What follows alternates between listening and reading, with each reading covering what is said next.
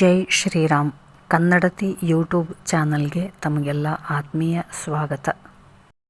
ವಿನಾಶಕಾಲೆ ವಿಪರೀತ ಬುದ್ಧಿ ಅನ್ನೋದಕ್ಕೆ ಮಹಾಭಾರತದಲ್ಲಿ ಒಂದು ಕತೆ ಬರುತ್ತೆ. ವೀರ ಅಭಿಮನ್ಯುವಿನ ಮಗನಾದ ಪರೀಕ್ಷಿತ ಮಹಾರಾಜ ಹಸ್ತಿನಾಪುರವನ್ನು ಆಳ್ತಾ ಇರ್ತಾನೆ. ಒಂದಿನ ಮಹಾರಾಜನಿಗೆ ಕಾಡಿನಲ್ಲಿ ಬೇಟೆ ಆಡಬೇಕು ಅಂತೇಳಿ ಅನ್ಸುತ್ತೆ. ಹೀಗಾಗಿ ಬೇಟೆ ಆಡೋದಕ್ಕೆ ಅಂತೇಳಿ ಕಾಡಿಗೆ ತೆರಳುತ್ತಾನೆ. ಕಾಡಿನಲ್ಲಿ ಒಂದು ಜಿಂಕೆಯನ್ನ ಬೆನ್ನಟ್ಟಿ ಹೋಗ್ತಾನೆ. ನಾಗಾಲೋಟದಿಂದ ಊರ್ತಾ ಇದ್ದಂತಹ ಜಿಂಕೆ ರಾಜನ ಒಂದು ದಾರಿಯನ್ನ ತಪ್ಪಿಸುತ್ತೆ. ಹಾಗೆ ಬಂದಂತಹ ರಾಜ ಋಷಿವರ್ಯರ ಆಶ್ರಮಕ್ಕೆ ಬರ್ತಾನೆ. ಇಲ್ಲಿ ಶಮೀಕ ಮಹರ್ಷಿಗಳು ಓಂಕಾರ ಮಂತ್ರವನ್ನ ಉಚ್ಚರಿಸ್ತಾ ಧ್ಯಾನಾಸಕ್ತರಾಗಿರ್ತಾರೆ. ಅಲ್ಲಿಗೆ ಬಂದಂತ ಪರೀಕ್ಷಿತ ಮಹಾರಾಜ, ಗುರುವರ್ಯ, ನನ್ನನ್ನು ಹರಿಣ ಒಂದು ನಾಗಲೋಟದಿಂದ ಹೊಡ್ತಾ ದಾರಿ ತಪ್ಪಿಸಿತು. ಆ ಜಿಂಕೆ ಏನಾದರೂ ಇಲ್ಲಿ ಬಂದಿರೋದನ್ನ ಗಮನಿಸಿದೀರಾ ಅಂತೇಳಿ ಕೇಳ್ತಾನೆ. ಆದ್ರೆ ಧ್ಯಾನಾಸಕ್ತರಾಗಿದ್ದಂತಹ ಶಮೀಕ ಮಹರ್ಷಿಗಳು ಅದಕ್ಕೆ ಉತ್ತರಿಸಲ್ಲ. ರಾಜನಿಗೆ ಕೋಪ ಬರುತ್ತೆ. ಮತ್ತೊಮ್ಮೆ ಜೋರಾಗಿ ಹೂಂಕರಿಸ್ತಾರೆ. ಅದಕ್ಕೂ ಸಹ ಶಮೀಕ ಮಹರ್ಷಿಗಳು ಯಾವುದೇ ಉತ್ತರವನ್ನು ಕೊಡದೆ ಮಂತ್ರೋಚ್ಚಾರದಲ್ಲಿ ಮಗ್ನರಾಗಿರ್ತಾರೆ, ದೇವರ ಧ್ಯಾನದಲ್ಲಿ ಮಗ್ನರಾಗಿರ್ತಾರೆ. ಅದನ್ನು ಕಂಡಂತಹ ಪರೀಕ್ಷಿತ ಮಹಾರಾಜನಿಗೆ ಈ ಮಹರ್ಷಿಗಳಿಗೆ ಕುಚೇಷ್ಟೆ ಮಾಡಬೇಕು ಅಂತೇಳಿ ಅತ್ತಿತ್ತ ನೋಡಿದಾಗ ಅಲ್ಲಿ ಒಂದು ಸತ್ತ ಹಾವು ಬಿದ್ದಿರುತ್ತೆ. ಆ ಹಾವನ್ನ ಒಂದು ಕಟ್ಟಿಗೆಯಿಂದ ಎತ್ತಿ ಶಮೀಕ ಮಹರ್ಷಿಗಳ ಕುತ್ತಿಗೆಗೆ ಹಾಕಿ ಹಾಗೆ ಕುಚೇಷ್ಟೆ ಮಾಡ್ತಾ ಮುಂದಕ್ಕೆ ಹೋಗ್ತಾರೆ. ನಂತರ ಅವರ ಮಗನಾದ ಅಂದ್ರೆ ಶಮೀಕ ಮಹರ್ಷಿಗಳ ಮಗ ಶೃಂಗಿ ಆ ಒಂದು ಆಶ್ರಮಕ್ಕೆ ಬಂದು ತನ್ನ ತಂದೆಯನ್ನು ನೋಡಿದಾಗ ಅವರ ಕೊರಳಲ್ಲಿದ್ದಂತಹ ಸತ್ತ ಹಾವನ್ನು ಕಂಡು ತುಂಬಾ ಆತನಿಗೆ ಅವಮಾನವಾಗುತ್ತೆ. ಯಾರು ಈ ರೀತಿ ಮಾಡಿರಬಹುದು ಅಂತೇಳಿ ತಿಳಿದುಕೊಂಡಾಗ ಆ ರಾಜ ಮಾಡಿದ ತಪ್ಪಿನ ಅರಿವಾಗುತ್ತೆ.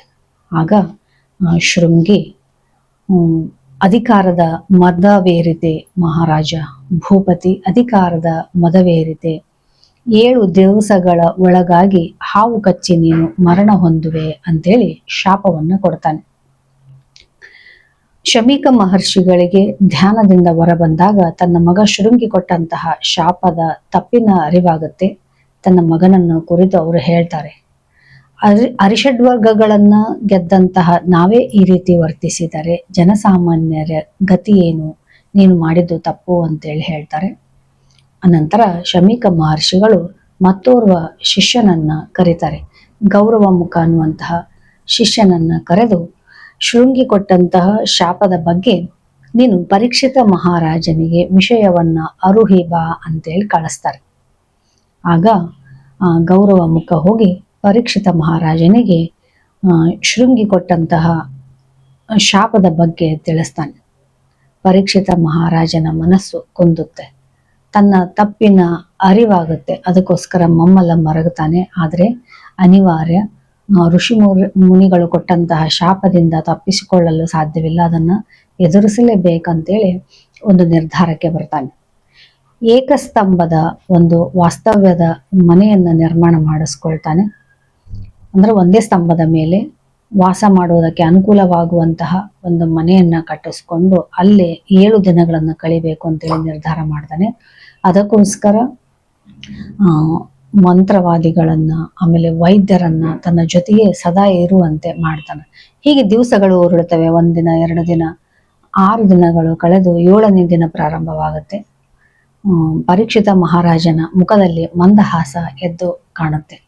ಇನ್ನೇನು ಇದೊಂದು ದಿನವನ್ನ ಕಳೆದರೆ ನಾನು ಋಷಿವರ್ಯರ ಶಾಪದಿಂದ ತಪ್ಪಿಸ್ಕೊಳ್ತೀನಿ ಅಂತೇಳಿ ಅಂತ ಇರ್ತಾನೆ. ಮಧ್ಯಾಹ್ನದ ಒಂದು ಸಮಯ ಕಳೆಯುತ್ತೆ. ಮಹಾರಾಜನ ಮುಖದಲ್ಲಿ ಮಂದಹಾಸ ಹಂತ ಹಂತವಾಗಿ ಬೆಳೀತಾ ಹೋಗುತ್ತೆ. ಇನ್ನೇನು ಶಮೀಕ ಮಹರ್ಷಿಗಳ ಒಂದು ಮಗನು ಕೊಟ್ಟಂತಹ ಶಾಪದಿಂದ ತಾನು ವಿಮುಕ್ತನಾಗುವೆ ಅನ್ನುವಷ್ಟರಲ್ಲಿ ಇತ್ತ ತಕ್ಷಕ ತನ್ನ ಸರ್ಪ ಶಿಷ್ಯ ವೃಂದವನ್ನೆಲ್ಲ ಕರೆದು ಅತಿಥಿಗಳ ವೇಷದಲ್ಲಿ ಪರೀಕ್ಷಿತ ಮಹಾರಾಜನ ಅರಮನೆಯನ್ನ ತಲುಪಿ ಹಣ್ಣಿನ ಒಂದು ತಾಂಬೂಲವನ್ನ ಕೊಡುವಂತೆ ಸೂಚಿಸ್ತಾನೆ. ಅದೇ ಪ್ರಕಾರ ಎಲ್ಲ ಸರ್ಪಗಳು ಅತಿಥಿಗಳ ಮಾನವ ರೂಪದಲ್ಲಿ ಹಣ್ಣಿನ ತಾಂಬೂಲವನ್ನ ಹಿಡ್ಕೊಂಡು, ಹರಿವಾಣದಲ್ಲಿ ಹಣ್ಣಿನ ತಾಂಬೂಲವನ್ನು ಹಿಡ್ಕೊಂಡು ಪರೀಕ್ಷಿತ ಮಹಾರಾಜನ ಬಳಿ ಹೋಗ್ತಾರೆ.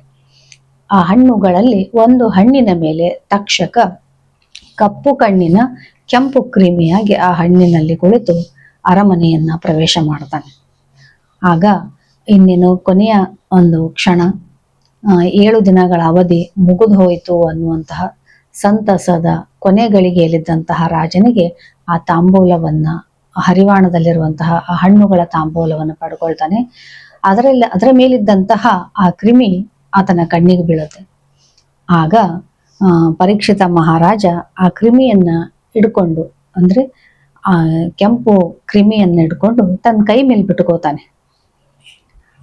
ಅದೇ ಜಂಬ, ಇನ್ನೂ ಅಹಂಕಾರ ಕಡಿಮೆ ಆಗಿರಲ್ಲ, ಅದೇ ಜಂಬದಿಂದ ಕೊನೆಯ ಮುಸುಗುಟ್ಟುವ ಸರ್ಪದಿಂದಲೇ ತಪ್ಪಿಸಿಕೊಂಡು ಈ ಕ್ರಿಮಿ ನನ್ನನ್ನೇನು ಮಾಡೀತು ಎಂದು ಜಂಬದಿಂದ ಹೇಳಿದ ತಕ್ಷಣವೇ ಆ ಕ್ರಿಮಿ ರೂಪದಲ್ಲಿದ್ದಂತಹ ತಕ್ಷಕ ನಿಜ ರೂಪವನ್ನ ಧರಿಸಿ, ಅಂದ್ರೆ ನಿಜ ರೂಪದ ಹಾವಾಗಿ ಅಲ್ಲಿ ಏನ್ ಮಾಡುತ್ತೆ, ಪರೀಕ್ಷಿತ ಮಹಾರಾಜನನ್ನ ಕಚ್ಚಿ ಕೊಲ್ಲುತ್ತೆ. ಆತನಿದ್ದಂತಹ ಅರಮನೆ ಸಂಪೂರ್ಣವಾಗಿ ಭಸ್ಮವಾಗುತ್ತೆ. ಈ ರೀತಿಯಾಗಿ ವಿನಾಶಕಾಲೆ ವಿಪರೀತ ಬುದ್ಧಿ ಅನ್ನುವಂತಹ ಒಂದು ಸಂದರ್ಭಕ್ಕೆ ನಾವು ಈ ಮಹಾಭಾರತದ ಈ ಒಂದು ಕಥೆಯನ್ನ ನೆನಪಿಸಿಕೊಳ್ಳುವುದು ಅತ್ಯಂತ ಸೂಕ್ತ ಅಂತೇಳಿ ಅನ್ನಿಸುತ್ತೆ.